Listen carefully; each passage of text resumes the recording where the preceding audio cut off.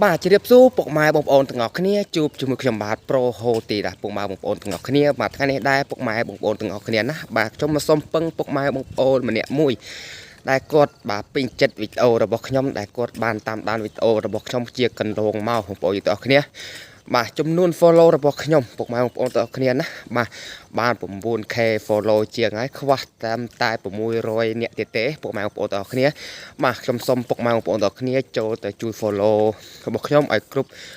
10k follower ផងពុកម៉ែបងប្អូនទាំងអស់គ្នាខ្វះតែ600នាក់ទៀតទេពុកម៉ែបងប្អូនទាំងអស់គ្នាណាបាទខ្ញុំអរគុណពុកម៉ែបងប្អូនទាំងអស់គ្នាធំមែនតើពុកម៉ែបងប្អូនទាំងអស់គ្នា